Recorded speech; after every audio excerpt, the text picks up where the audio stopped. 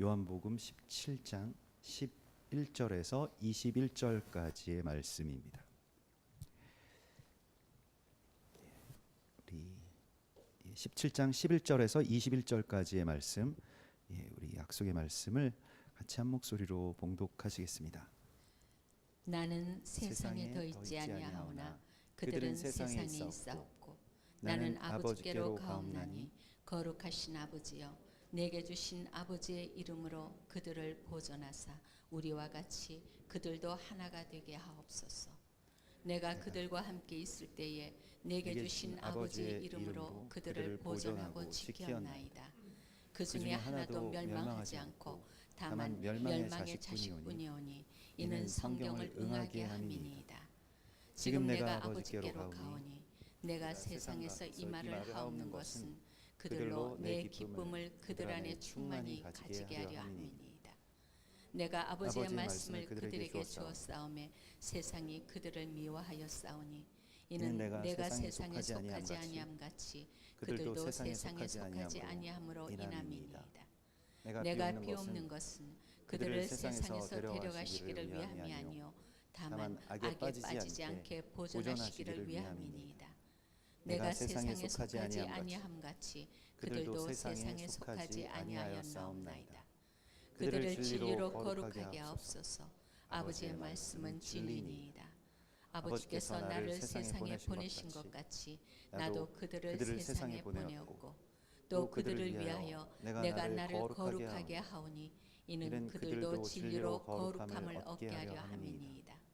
내가 비옵는 것은 이 사람들만 위함이 아니요 또 그들의 말로 말미암아 나를 믿는 사람들도 위함이니 아버지여 아버지께서 내 안에 내가 아버지 안에 있는 것 같이 그들도 다 하나가 되어 우리 안에 있게 하사 세상으로 아버지께서 나를 보내신 것을 믿게 하옵소서. 아멘. 우리 지난 한 주 동안 우리가 이 거룩에 대한 주님의 말씀, 이 토라의 말씀을 받았습니다. 그래서 우리가 어제 이제 마지막 이 7번째 그 토라 포션 파르샤 케도심에 대하여서 다 나누지 못하여서 오늘 같이 좀 더 거기에 대해서 나누려고 하는데요. 오늘 요한복음에서 예수께서 하나님 아버지 앞에 제사장으로서 기도하시는 것은 저들로 거룩하게 하옵소서라고 하는 이 거룩에 대한 간구를 하시고 있습니다. 제사장으로서. 근데 이 거룩이라고 하는 것에 대해서 우리가 레위기 19장에서 만났던 굉장히 우리가 알고 있었던 거룩에 대한 통념과는 좀 다른 거룩을 하나님께서 우리에게 말씀을 하셨죠. 그러니까 너희는 거룩하라라고 말씀을 하시면서 이는 나 여호와 너희 하나님이 거룩함이니라 이렇게 말씀하신 이후에 그 거룩하라라고 하는 건 우리가 생각하는 여러분들 각자 생각하시는 보통 우리가 일반적으로 생각하는 그 거룩이라고 하는 개념이 있을 것이지만 그 다음 절의 말씀 그러니까 레위기서 19장 3절의 말씀은 너희 각 사람은 부모를 경외하고 나의 안식일을 지키라 나는 여호와이니라 이렇게 말씀을 하시면서 이제 쭉 나오는 이 거룩에 대한 명령들이 이렇게 나오게 됩니다. 그래서 거룩하라라고 하시는 그 말씀에 대하여서 결론적으로 이제 그렇게 시작된 말씀이 레위기 19장 18절에 가면 원수를 갚지 말며 동포를 원망하지 말며 이웃 사랑하기를 내 몸과 같이 사랑하라 나는 너희 하나님 여호와이니라 이렇게 말씀을 하시죠. 여러분들이 생각하셨던 그 거룩에 대한 개념이 맞습니까? 우리가 지금 이 말씀을 다시 한번 이렇게 그 지난주에 주셨던 말씀을 생각해 보자면요. 그래서 조금 다시 아주 처음부터 내가 생각했던 거룩이랑 좀 그 성경에서 말씀하고 있는 하나님이 거룩하라고 말씀하시는 그 거룩과 어떤 차이가 있는지를 좀 알아보자라고 해서 저도 처음부터 다시 이제 이 말씀이 갑자기 그 올해 처음 우리가 이렇게 나눈 것도 아닙니다만은 갑자기 새롭게 다가왔어요. 그래서 다시 처음부터 이 말씀을 그 공부하고 또 그 알기를 원한다고 주님 앞에 간구하면서 이 말씀에 대해서 기도하기 시작했는데요. 자, 데살로니가 전서 4장에 보면 4장 3절에 하나님의 뜻은 이것이니 곧 너희의 거룩함이라 이렇게 말씀을 하시고 있습니다. 하나님이 우리에게 주신 뜻이 무엇이냐면 거룩함이라고 말씀을 하세요. 우리가 거룩해지는 것. 예수께서도 오늘 그 기도를 하고 계시죠. 주님, 저들도 거룩하게 해주시옵소서. 주님, 내가 나 자신을 지금 거룩하게 하고 있는데 저들도 거룩하게 하여 주시옵소서라고 말씀을 하십니다. 자, 거룩이라고 하는 말이 이제 카도시, 뭐 케도시, 명사로 뭐 케도심이고 동사는 카도시인데, 이 거룩이라고 하는 말이 처음 쓰인 곳이 어디일까요? 창세기에 딱 한 번 나오는데, 사실 거룩이라고 하는 말이 성경에 생각보다 많이 안 쓰여집니다. 그러니까 그 거룩이라고 하는 말을 막 이렇게 많이 막 흔하게 쓰지 않죠. 창세기에 단 한 번 쓰여지는데 그것이 언제입니까? 창세기 2장 3절에 하나님이 그 일곱째 날을 복되게 하사 거룩하게 하셨으니 이렇게 되어 있죠. 그래서 안식일을 하나님께서 거룩하게 하셨다. 이는 하나님이 그 창조하시며 만드시던 모든 일을 마치고 그날에 안식하셨음이라. 그래서 안식일을 거룩하게 하시는, 시간을 거룩하게 하는 것이 첫 번째로 쓰이고요. 거기서 거룩이 시작이 됩니다. 그래서 여기에 대해서 뭐 안식이라고 하는 책에 보면 그 아브라함 헤셜이 쓴 그 뭐 유대인, 아주 정통 유대인 이 학자죠. 그런데 그분이 쓴 안식 샤밧이라고 하는 책에 보면 이제 하나님이 시간을 거룩하게 하시는 하나님이다라고 하는 것을, 공간의 거룩보다 먼저 된 것이 한참, 아주 하나님이 세상을 시작하시면서 만드신, 거룩하게 하신 것이 무엇이냐면 시간이라고 하는 것이죠. 시간을 거룩하게 하셨다. 공간을 거룩하게 하신 것은 출애굽기 3장 5절에 보면 하나님이 이르시되 이리로 가까이 오지 말라, 내가 선 곳은 거룩한 곳이니 내 발에서 신을 벗으라. 이 말씀을 여러분들 아실 것입니다. 그리고 공간을 거룩하게 하신 것이죠. 시간은 창세기에서, 그리고 공간은 이제 출애굽기에서 거룩하게 되는데, 사람이 거룩하게 되는 것에 대해서는 출애굽기 13장에 처음 나옵니다. 출애굽기 13장에 이스라엘 자손 중에서 사람이나 짐승을 막론하고 태에서 처음 난 모든 것은 다 거룩히 구별하여 내게 돌리라, 이는 내 것이니라, 이렇게 말씀을 하시고 있습니다. 그래서 그게 이제 사람에 대한 거룩. 근데 이제 다시 생각을 해보면 거룩이라고 하는 이 카도쉬라고 하는 말이 동사잖아요. 근데 원래의 그 어원의 뜻이 무엇입니까? 이제 카도쉬는 구별하다라고 하는 뜻을 갖고 있습니다. 그래서 구별하는 것과 거룩한 것이 같은 것입니다. 한번 기억해 두십시오. 카도쉬라고 하는 것은 구별하는 것이다라고 하는 것이죠. 그러면 한국말의 그 거룩이라고 하는 단어의 어원은 어디에 있을까요? 그것도 좀 궁금하지 않으십니까? 저도 궁금해서 많이 막 여기저기 찾아봤는데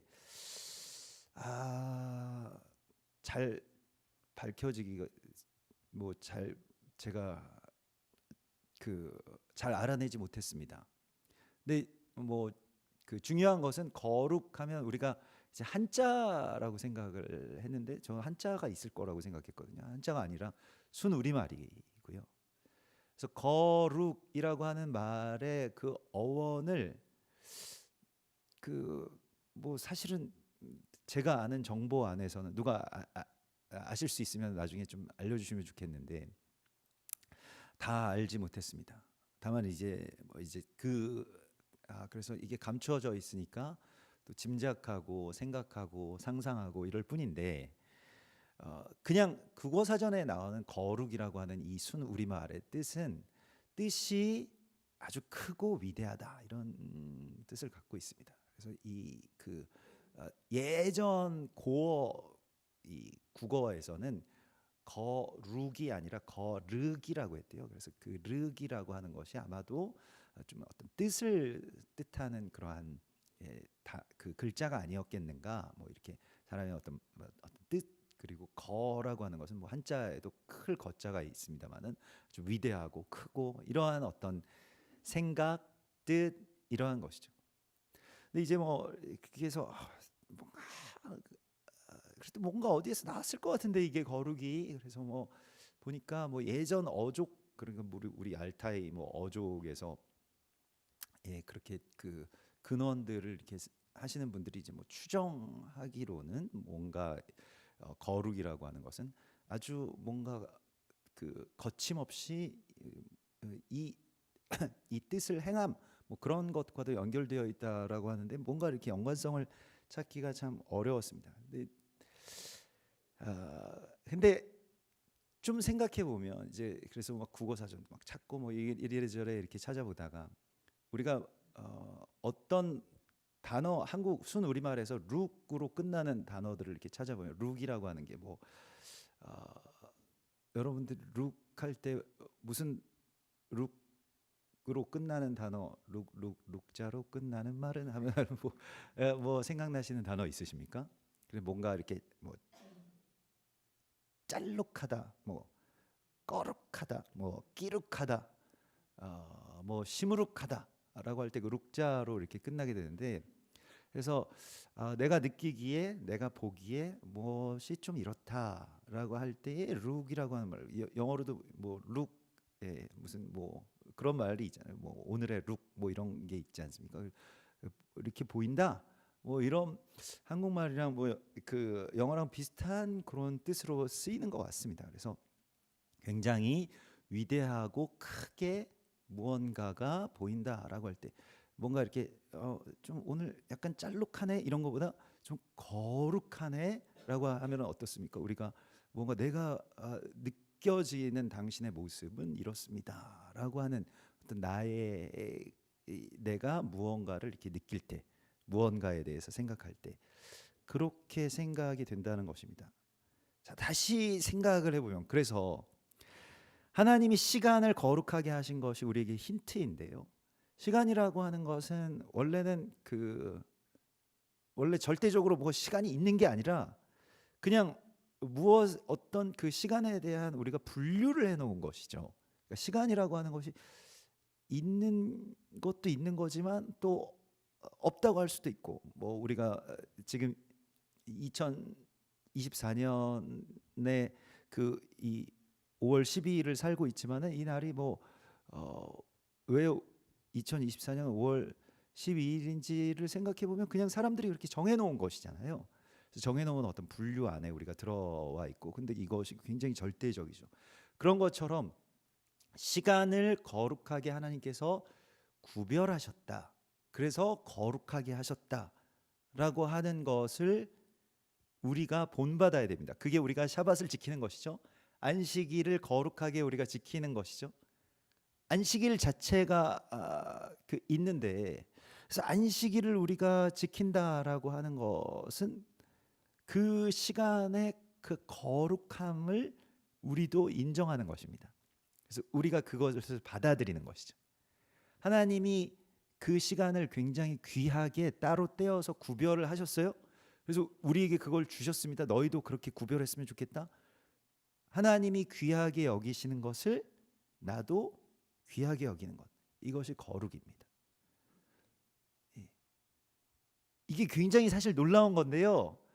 보통 우리는 그냥 거룩이라고 할 때 어떤 상태에 대해서 생각을 합니다. 그러니까 be holy 이렇게 생각을 하는데요. 사실 하나님께서 말씀하시는 것은 do holy예요. 거룩하라라고 말씀하시는 것은 너희의 어떤 상태가 거룩한 상태가 되라기보다는 우리에게 무언가 거룩을 행하라고 말씀을 하신 것인데 그러면 거룩에 대한 첫 번째의 정의부터 거룩이라고 하는 것은 하나님이 이것에 대해서 귀한 뜻을 가지고 계신 그 큰 뜻, 아주 높고 크신 뜻을 내가 그대로 받아들이는 것을 말합니다. 그걸 거룩이라고 할 수가 있을 것입니다. 너희는 나에게 거룩할지어다. 레위기 26장 26절에 보면 이제 그 토라 포션 그 케도심의 마지막 파르샤에 너희는 나에게 거룩할지어다라고 말씀하시면서 이는 나 여호와가 거룩하고 내가 또 너희를 나의 소유로 삼으려고 너희를 만민 중에서 구별하였습니다. 그래서 이게 구별하신 하나님께서 우리에게 거룩하라고 말씀을 하시는데 거룩하게 하시는 분은 하나님이십니다. 그래서 히브리서 신약성경 히브리서 2장 11절에도 거룩하게 하시는 이와 거룩하게 함을 입은 자들이 다 한 근원에서 난지라. 그래서 거룩하게 하시는 이 그 거룩함을 입는 것, 그게 다 하나님으로부터 이렇게 비롯되는 것인데, 하나님께서 우리를 특별하게 구별하신 것, 우리를 분리하신 그 이유는 무엇이냐면 특별하게 사랑하게 하시기 위함이라는 것입니다. 그래서 거룩이라고 하는 것은 그렇게 특별하게 구별해서 내가 그것을 존귀하게 여기는 것입니다. 하나님이 뜻하신 굉장히 큰 뜻으로 그를 바라보고 그를 그렇게 귀하게 여기는 것, 그게 이제 거룩입니다. 우리 주기도에서 어떻게 기도하죠? 마태복음 6장 9절에서 그러므로 너희는 이렇게 기도하라. 하늘에 계신 우리 아버지여, 이름이 거룩히 여김을 받으시오며, 이렇게 되어 있습니다. 그냥 하늘에 계신 우리 아버지여 당신은 거룩하십니다 이렇게 한 게 아니라, 우리가 무슨 주기도도 다시 생각해 봐야 됩니다. 우리가 무슨 기도를 하고 있었는지. 이름이 거룩히 여김을 받으시오며, 이렇게 되어 있습니다. 그러니까 우리가 거룩에 대해서 생각할 때 그 상태에 대해서는 조금 이제 그 섞여 있긴 하지만 그걸 조금 미뤄두고, 뭐 상태가 아니라는 말씀은 아닙니다. 다만 무언가를 그렇게 여기는 것, 아주 존귀하고 거룩한 하나님의 것으로 여기는 것, 이것을 하나님이 우리에게 명령하셨다는 것입니다. 그래서 너희는 거룩하라, do holy,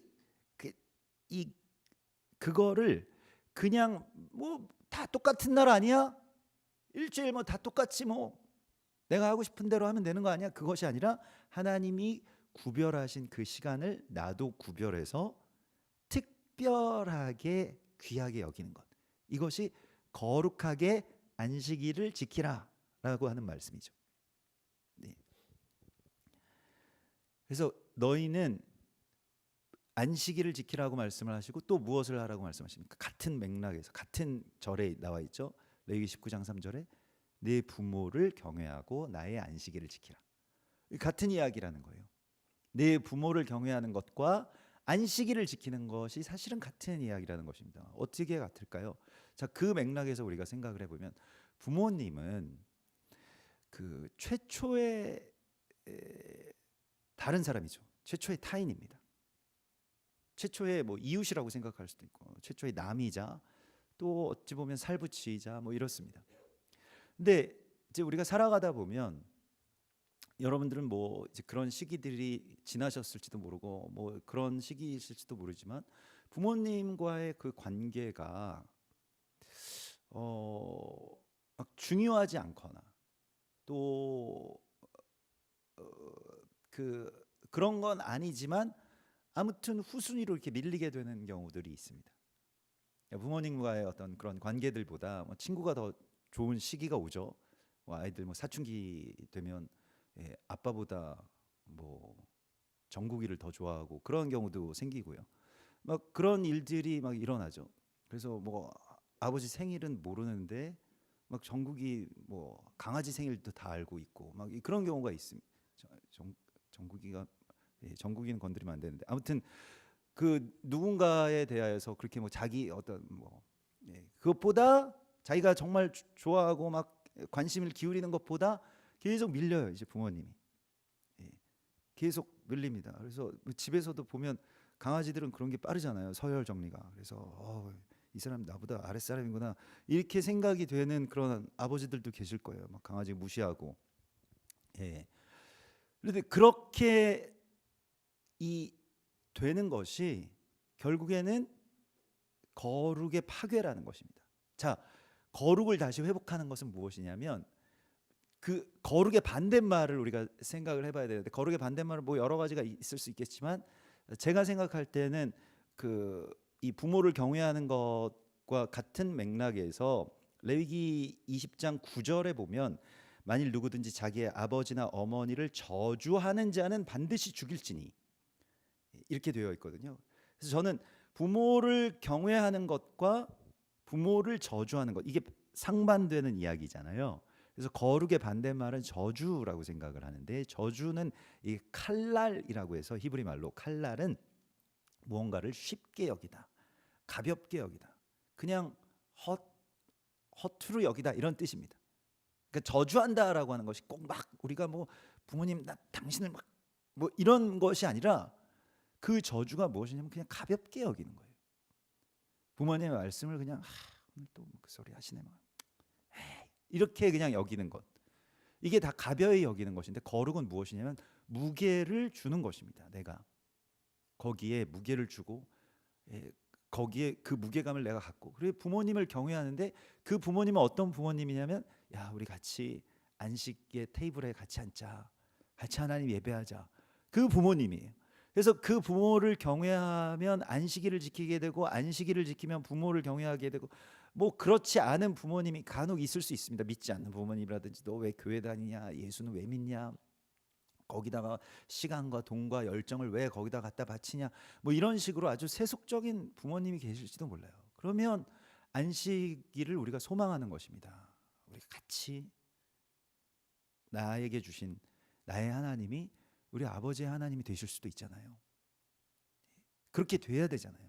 그러니까 그걸 반대로 내가 초대하는 것인데, 그래서 부모를 경외하고 나의 안식일을 지키라는 그 말씀으로 거룩하라라고 하는 말씀이 시작이 됩니다. 이게 레위기 19장에 우리에게 주시는 이 거룩, 어떤 상태로서가 아닌 행위로서의 거룩에 대한 그 초대이고요. 그래서 오늘 그 주님께서 부모를 경외하라라고 하는 것과 안식일을 지키는 것이 거룩하라라고 하는 말씀과 연결되어 있고, 결론적으로는 나중에 가서는 무엇이 이루어져야 됩니까? 원수를 갚지 말며 동포를 원망하지 말며 내 이웃 사랑하기를 내 몸과 같이 하라라고 하는 말씀과 이게 다 연결되고 거기로 결론으로 다 흐르게 되는데, 사실 이것도 우리가 생각했던 거룩과는 좀 거리가 멀죠. 이웃을 사랑하는데 나 자신을 사랑하는 것과 같이 사랑하라. 이게 그 토라의 완성이자 거룩이라고 말씀을 하셨습니다. 그래서 이것에 대하여서 조금 더 쉽게 우리가 이해할 수 있는 게 오늘 요한복음 17장의 말씀이고요. 요한복음 17장 말씀에서 주님 그들을 진리로 거룩하게 하옵소서라고 말씀을 예수와께서 그렇게 기도하시면서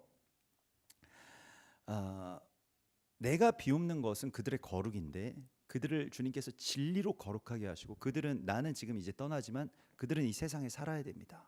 그렇기 때문에 거룩할 수 있도록 주님께서 힘을 주시옵소서라고 하는데, 그 거룩은 무엇이냐면 거룩의 어떤 상태를 이야기하자면 우리가 뭐 거룩한 이 사람이 정말 거룩하다라고 할 때 이 거룩의 상태는 무엇이냐면 아버지와 내가 하나가 되었사옵나이다라고 하는 것이 바로 거룩의 상태라고 할 수가 있을 것입니다. 그래서 아버지께서 내 안에, 내가 아버지 안에 있는 것 같이 저들도 하나가 되게 하소서라고 할 때 이게 거룩의 상태로 우리가 들어가게 되는 것이죠. 그러니까 하나님과 내가 하나가 되는데, 하나님과 내가 하나가 된다라고 하는 것이 굉장히 우리는 좀 추상적이고 막 영적인 것처럼 느껴지잖아요. 그런데 그것이 아니라 하나님이 아까 전에 말씀드린 대로 하나님이 높은 뜻을 두신 사람이나 시간이나 공간에 대하여서 나도 내가 하나님 사랑하기 때문에, 또 하나님의 말씀이 내 안에 들어오셨기 때문에 나도 그걸 정말 정말 사랑하고 존귀히 여기게 되는 것, 이게 거룩이라고 할 수가 있겠습니다. 그 중에 첫 번째가 부모를 공경하는 것입니다. 두렵고 떨리는 마음으로 아주 존귀하게 여기는 것, 이게 바로 그게 우리의 거룩이라고 말해서 거룩의 어떤 시작이라고 말씀을 하시고 있고요. 두 번째가 안식일을 지키는 것, 그리고 최종적으로 완성은 이제 이웃을 내 몸과 같이 사랑하는 거죠. 그래서 우리가 이제 그러면 거룩한 삶을 살아간다라고 할 때에 디모데후서 2장 21절에서는 그러므로 누구든지, 이제 우리가 생각했던 일반적인 거룩에 대해서 이렇게 말씀하십니다. 이런 것에서 자기를 깨끗하게 하면, 보통 우리가 생각하는 거룩이라고 하는 것은 여러분들이 이제까지 저도 그랬고요, 생각하는 것은 좀 정결과 좀 가깝습니다. 이거 타호르라고 하는데, 그래서 그냥 정결한 삶, 뭐 이렇게 죄를 짓지 않고 막 범죄하지 않고 율법을 다 지키면서 사는 삶, 이런 것들을 이제 우리가 거룩이라고 이렇게 생각을 하고 도덕적으로나 흠결이 없고 사람들에게 비방받을 만한 일이 없는 삶을 보통 우리가 일반적으로 생각하는 거룩이라고 생각을 했는데, 그런 삶을 살아야 되는 이유는 자신이 귀히 쓰는 그릇이 되어 주인의 쓰심에 합당하게 준비하기 위해서다.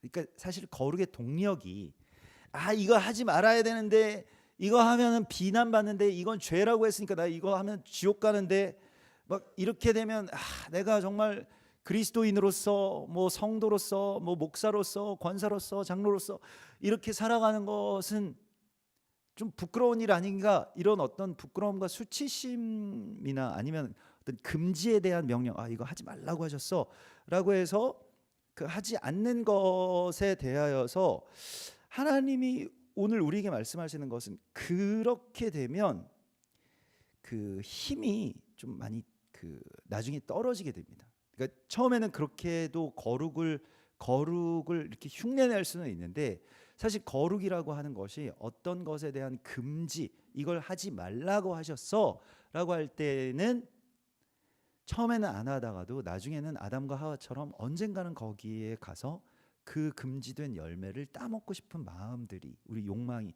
우리 안에 있기 때문에 그렇습니다.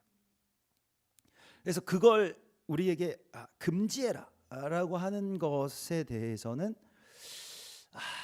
우리가 이걸로 우리가 가게 되면 이제 끝까지는 못 가게 됩니다. 그래서 거룩하게 시작했다가 그 다음에 이제 잘못되는 경우들도 많이 우리가 보게 되죠. 그런 예들이야 뭐 어디에서나 그런 예들을 우리가 발견하게 됩니다. 그러니까 그렇게 사람의 어떤 그런 영성이나 도덕성이나 인격에 마땅히 무언가를 할 것에 대하여서 다 맡기고 우리가 또 실망하고, 다 맡기고 실망하고, 최종적으로 나 자신에 대해서도 계속해서 그런 것들을 하지 못하는 것에 대해서, 또 지키지 못하는 것에 대하여서 실망하고, 또 두렵고, 그것 때문에 죄책감을 느끼고, 이제 이런 것들이 우리가 살아가고 있는 이 세상의 이야기인데, 주님이 오늘 우리에게 말씀하신 것은 이것입니다. 주님이 우리 안에 오셔서 무엇을 주셔서 우리를 거룩하게 하신다고 말씀을 하시냐면, 말씀과 성령을 우리 가운데 주시는데, 말씀이라고 하는 것이 이제 진리이고요, 성령이라고 하는 것이 같이 이제 말씀의 영과 성령, 사실 말씀과 성령 같이 오시는데, 성령이라고 하는 것은 우리에게 주실 때에 주로 원함을 주십니다. 그러니까 너희가 술 취하지 말라 이는 방탕한 것이니 오직 성령의 충만함을 받으라라고 할 때, 성령 충만이라고 하는 것은 하나님이 귀하게 여기시는 것들, 그 사람이든 시간이든 공간이든, 그걸 나도 내 안에 나의 원함 대신, 내 욕망에서 나오는 그런 원함 대신 하나님의 원함이 가득 찬 상태를 성령 충만의 상태라고 이야기를 할 수가 있는 것입니다. 성령이 충만하다라고 하는 것은 무엇이냐면, 말씀대로 사는 게 나한테는 너무너무 그게 일종의 나의 그 욕망이, 그러니까 이걸 이제 욕망이라고 하면 안 되는데, 그게 나의 소망이고 내 원함이에요. 어떻게든 이렇게 살고 싶다라고 하는 마음이 내 안에 막 들어오는 것이죠. 그러니까 너 그렇게 하면 안 돼, 그건 잘못된 거야 라고 하는 것이 동력이 될 수 없습니다. 그건 그냥 금지의 어떤 이 가시 철망이 될 수는 있어도, 그걸로 우리를 막 살아가게 하는 어떤 동력이 될 수는 없다는 거예요. 율법이 우리의 동력이 될 수 없는 것처럼요.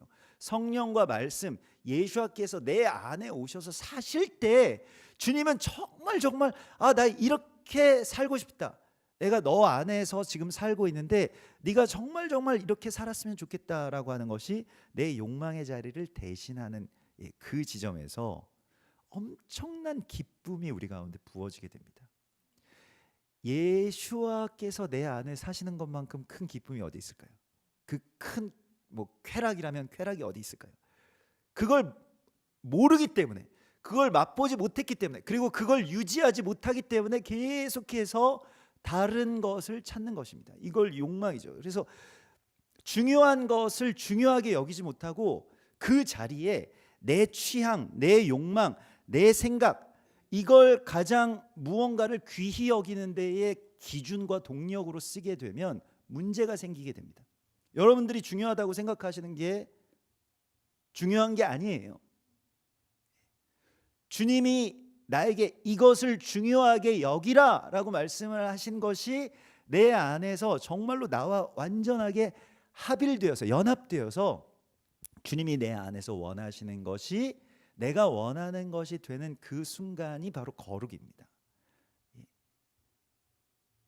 욕망과 가장 가까운 지점에 거룩이 있습니다. 사실은 분리되지 않는 그 지점에 거룩이 있다는 거예요. 실은 바로 그 자리가 거룩의 자리입니다. 거룩의 시작점이자 거룩이 파괴되는 자리. 그래서 성경에서 왜 그토록 할례가 하나님의 백성이 되는 기준이 되었는지를 우리가 잘 생각해야 됩니다. 그 욕망의 어떤 일종의 어떤 뿌리 같은 바로 그 지점에서 베어냄과, 그래서 길갈에 가서 너희가 다시 할례를 행하라. 이 여호수아의 군대에게 하나님의 나라에 들어가기 전에 너희가 길갈에서 다시 할례를 행하라고 말씀을 하시면서 길갈에서 그 돌칼로, 돌칼은 이제 말씀을 뜻하는, 말씀의 검을 뜻하는 것인데 베어내라는 거예요. 그것을 우리가 우리 안에 그게 가득 있습니다. 그리고 부정할 수 없이 나는 나의 어떤 원함을 갖고 있어요. 근데 그게 베어내지는 지점이 바로 할례의 지점인데, 이것을 신약 성경에서는 우리의 어떤 자랑 중에 하나가 무엇이냐면, 이게 이제 그 십자가의 그 큰 성취이자 선물 가운데 하나인데, 내가 너희를 향한 나의 자랑을 두고 단언하노니 나는 날마다 죽노라, 이렇게 되어 있습니다. 내가 날마다 그것을 베어내야 되는 거예요. 금욕 때문이 아니고요, 욕망을 막 금하라 이런 것이 아니라 그 자리에 주님의 원함이 차게 하시기 위해서, 그것과 완전하게 내가 연합하기 위해서. 오늘 요한복음 17장 13절에도 지금 내가 아버지께로 가오니 내가 세상에서 이 말을 하옵는 것은 그들로 내 기쁨을 그들 안에 충만히 가지게 하려 함이니이다, 이렇게 말씀하고 있습니다. 기쁨이에요, 기쁨. 주님이 정말 기뻐하시는 것, 정말 좋아하시는 그 기쁨이 나에게도 들어오게 되는 것, 나에게 충만하게 갖게 되는 것, 이게 거룩입니다. 주님이 좋아하시는 것. 주님이 안식일을 거룩하게 구별하셨대. 야, 이거 대단하지 않아? 우리도 안식일을 거룩하게 구별하자. 주님이 부모님을 정말 정말 사랑하고 순종하는 그 삶을 사셨대. 부모님 정말 중요한 존재래 라고 할 때, 내가 전에는 후순위로 밀렸던 다른 것들, 다른 어떤 일들, 다른 사람들보다 더 멀찌감치, 왜냐하면 내가 대충 대해도 부모님 날 사랑하잖아요. 그러니까 마치 그 잡아놓은 물고기처럼 부모님은 그냥 내가 막 웬만큼 해도 받아주시니까, 그리고 어쩔 수 없이 내 엄마고 내 아빠니까 뒤로 많이 밀리게 됩니다. 근데 그걸 가지고 오는 거예요. 주님께서 아버지께 순종하시기 위해서 그토록 애통해 하시면서까지 중요하게 생각하신 그 기쁨을 내 안에도 가지고 오는 것입니다. 순종이라고 하는 것이 의무가 되면 참 힘들지만 막 다 잔소리가 되고 아버지가 하라는 말씀대로 하는 것도 막 자존심도 상하고 막 이러지만은 그게 기쁨이 될 때에는 너무너무 좋은 거예요. 거기에 자유가 있는 것입니다. 그래서 귀하게 여기는 것. 그래서 더 나아가서는요, 우리가 이제 자라서 그 부부의 관계에서도 처음에는 굉장히 존귀하고 막 세상에서 이 사람보다 더 좋은 사람이 없다, 존귀한 사람이 없다라고 여기던 것이 거짓말처럼 어느 순간이 되면 내가 되게 쉽게 생각하고 쉽게 또 그런 관계들이 참 그렇게 이렇게 그 전락해 버리는 경우도 많이 있는데요. 데살로니가전서 4장 3절에 아까 전에 우리가 처음에도 나누었던 말씀이죠. 너희 하나님의 뜻은 이것이니 너희의 거룩함이니라 라고 말씀을 하시면서 각각 거룩함과 존귀함으로 자기의 아내를 대할 줄 알아야 된다라고 말씀하시고 있습니다. 이거 우리가 아직 훈련이 안 됐어요. 여러분들이 지금 뭐 결혼 뭐 몇십 주년 되셨어도 훈련이 안 되셨을 수도 있습니다. 아내를 거룩하게 여길 줄 아는 법을 다시 배워야 됩니다. 처음부터 다시 배워야 돼요. 이 이야기가 나중에도 이제 나오게 되는데, 이 아내를 사랑하고 아내를 존귀하게 여기는 것이 남성들에게 있어서, 남자 성도들에게 있어서는, 또 특별히 제사장들에게 있어서는 물로 씻는 세례와 같다라고 말씀을 하시고 있습니다. 예. 잘 생각하셔야 됩니다. 그러니까 우리가 뭐 그 음란에 빠진다. 그 음란이라고 하는 것은 꼭 뭐 어떤 음행 사건, 뭐 간통, 간음 뭐 이런 것만이 아니라 뭔가 하여튼 정말 중요하게 생각해야 될 것들이 다 후순위로 밀리고, 어떤 사람들은 뭐 골프채를 아내보다 더 사랑해요. 막 아내는 막 뭐 어디서 어떻게 돼도 상관없는데 골프채는 내가, 그러면 그게 음란이잖아요, 사실은. 예? 근데 그 음란을 버리라는 것입니다. 내가 이걸, 그 아무것도 아니라는 것이거든요. 그런데 우리는 굉장히 어리석게도 자꾸 그런 거에 속아요. 왜 자기 죽는 거 다 알면서도 마약에 왜 그렇게 빠지냐, 막 이해가 안 되잖아요. 근데 한번 빠지면 헤어나올 수가 없는 것이죠. 그렇게 막 뭔가 이렇게 혼란스러워지고 대적이 막 계속 와서 그런 일들을 하고, 우리가 스스로가 그런 거에 막 빠지고 이렇게 허우적대는데, 거룩이 무엇이냐라고 하면 하나님이, 야, 그게 중요한 게 아니야. 너희 부모님이 중요하고 안식일이 중요하고 너희 아내가 중요한 거야. 그를 더 존귀하게 여겨라고 하시는 말씀에 우리가 정신이 번뜩 들어가지고, 아, 그렇구나. 그러면 우리가 잘 모르면 이제 다시 배우면 됩니다. 아, 아내가 골프채보다 더 귀한 거구나. 성경에 말씀하셨잖아요. 아내를 거룩하게 여기라고 말씀하셨잖아요. 하나님한테 쓰는 말입니다. 부모님도 경외하라고 말씀하셨잖아요. 하나님한테 쓰는 말입니다. 하나님과 우리의 이 예배가 회복된다라고 하는 건, 하나님 정말 존귀하시고 하나님 정말 높이고, 이거 왜 하는 겁니까? 그냥 거기서 끝나려고 한다면 아예 시작할 필요도 없습니다. 그것은 그냥 종교이기 때문에 딴 데 가도 다 그런 거 합니다. 그러나 중요한 것은 이제 그게 우리 안에서 이제 훈련이 되잖아요. 하나님 정말 높으시고 거룩하시고, 내가 하나님 때문에 내가 오늘 이 시간을 떼어서 드렸고, 또 이 장소를 떼어서 드렸고, 나의 어떤 마음과 생각과 이런 것들을 하나님께 지금 막 집중하고 하나님이 높으십니다 이렇게 하고 있지 않습니까? 이거를 가지고 곧바로 아내와의 관계, 부모님과의 관계로 들어가는 거예요.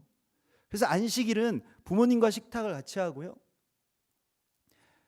그리고 유대인들 같은 경우에는 부부가 침소로 들어갑니다.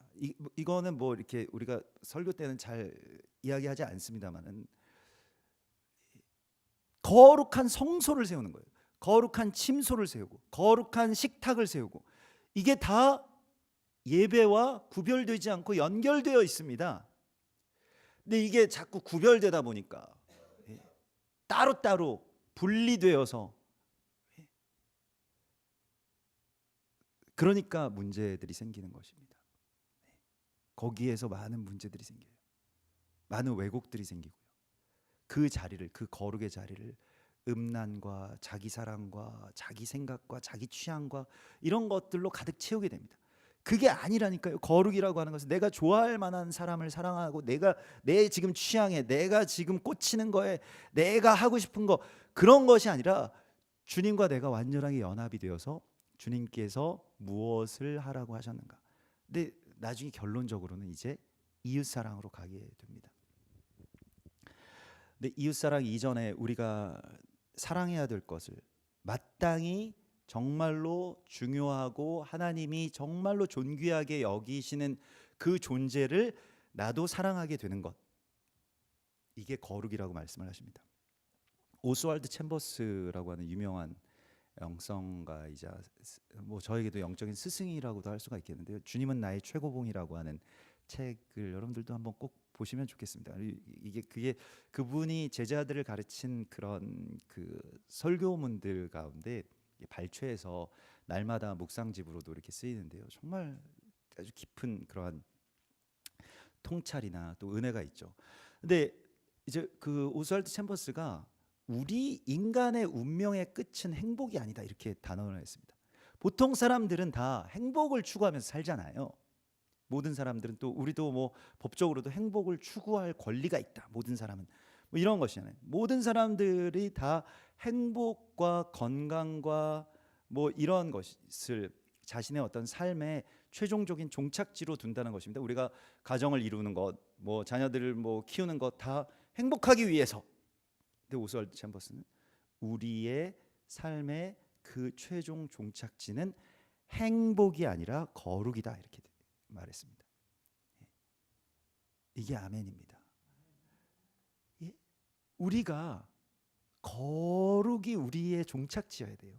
행복이라고 하는 것은 생각하기 나름입니다. 여러분 정말 충분히 행복해도 행복하지 않은 사람들이 수두룩하잖아요.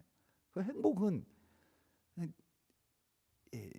나름의 이야기고요. 그래서 우리가 앞으로 가족들이랑 얘기할 때, 야 우리 행복하게 살자, 우리 행복하자. 뭐 노래도 있잖아요. 행복하자. 예. 근데 그거를 거룩하자로 바꿔야 됩니다. 야 우리 거룩하자, 거룩하자, 거룩하자. 토라 포션 그 케도심의 마지막 구절은 이렇게 됩니다. 이 레위기 20장 27절에 보면 남자나 여자가 접신하거나 박수무당이 되거든 반드시 죽일지니 곧 돌로 그를 치라 그들의 피가 자기들에게로 돌아가리라. 그래서 그래 무당되면 안 되지. 그냥 이렇게 여러분들은 뭐 무당이 아니시니까 그냥 거룩하다고 생각하실지 몰라도 접신한다라고 하는 것이 그냥 뒤에서 중얼거린다는 뜻입니다. 오브라고 해서 또이 박수무당이 되거든. 이거 그 박수무당은요. 우리가 그 보통 남자 무당을 박수무당이라고 하잖아요. 근데 그 왜 이런 구절들이 나오냐면 그 이제 바알 제단과 아세라 제단의 그 신전 그 사제들을 케도심이라고 했습니다. 그러니까 거룩한 사제들이 사실은 근데 무엇을 했냐면 약간 창기, 남창 역할을 했어요. 그래서 그들을 케도심이라고 불렀습니다. 그래서 이게 이 극과 극이 서로 통하는 거 아시죠? 그러니까 굉장히 거룩한 것과 또 굉장히 음란한 것이 서로 통해 있습니다. 그래서 주의해야 됩니다. 그렇기 때문에 항상 우리가 두렵고 떨리는 마음으로 주님 앞에서 날마다 자기 십자가를 져야만 되고요. 남자나 여자가 접신하거나 박수무당이 되거든요. 여기서 박수무당은 근데 조금 다른 뜻이긴 한데 박수무당을 이때오니라고 하는데요. 이 이때오니는 그냥 한국말로 직역을 하면 자기 스스로가 다 아는 자 이런 뜻을 갖고 있습니다. 그게 박수무당이에요. 박수무당은 뭐냐면 자기가 다 알아요. 자기가 답이에요. 그래서 하나님께 묻지 않는 사람을 말하는 것입니다. 그래서 그 사울이 범죄가 무엇입니까? 다윗과는 정반대의 사람인데 도덕적으로 우리가 평가하기에는 사울 왕이 도덕적으로 조금 뭐 멘탈이 약간 약하긴 했지만 도덕적으로는 다윗보다 훨씬 더 도덕적인 사람입니다. 뭐 큰 범죄가 없잖아요. 다윗을 막 미워하고 그런 거 외에는. 근데 사울 왕은 하나님께 묻지 않는 그래서 박수무당에게 가서 또 그 신접한 자에게 가서 물었던 그런 죄가 있습니다. 이게 무엇이냐면 그냥 자기가 아는 것을 알고 자기가 원하는 것을 원하고 이런 사람들을 말해요. 그냥 자기 주관적으로 살아가는 사람들을 의미하는 것입니다. 그래서 거룩이라고 하는 것은 무엇이냐면 하나님께 우리가 완전하게 연합하고 주님의 원하심을 늘 구하고 잘 내가 그것에 대해서 어린 아이처럼 아직도 다 훈련되지 않았다는 것을 우리가 알아야 됩니다. 예. 그래서 아내를 거룩하게 여겨야 되구나. 부모님을 공경해야 되는구나. 안식일을 거룩하게 지켜야 되는구나. 이런 것들이 우리에게 주님께서 주신 거룩으로의 초대입니다. 우리가 이것을 그냥 일단 행하기 시작하면서부터 여러분 행하기 시작하면 거룩이 여러분들에게 들어오게 됩니다. 그래서 여러분들이 거룩한 존재들이 되실 수 있는 그러한 주님의 초대에 우리 모두가 기쁨으로 응답하기를 소망합니다.